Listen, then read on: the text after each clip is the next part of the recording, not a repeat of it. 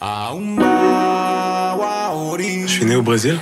J'ai fait plusieurs crèches et orphelinats au Brésil. Donc j'ai vécu une répétition d'abandon durant ma première année.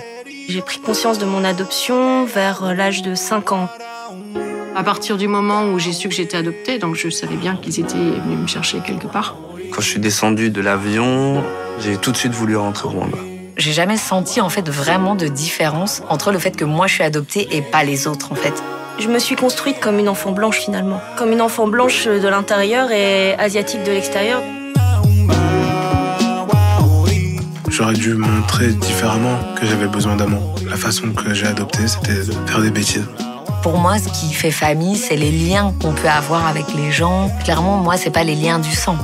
Niyongira, le petit Rwandais, à l'époque, je dirais que je l'ai fait taire quand même. Toujours ce sentiment de n'être ni vraiment française ni vraiment coréenne. D'avoir, comme on dit, le cul entre deux chaises, quoi. De pas savoir où est vraiment sa place. Quand on parle avec les gens de l'adoption, c'est toujours grâce à nos parents, on a eu une famille. Et jamais que grâce à nous, nos parents ont eu un enfant. On n'est pas une coquille vide qui arrive et tu le formates à ton image.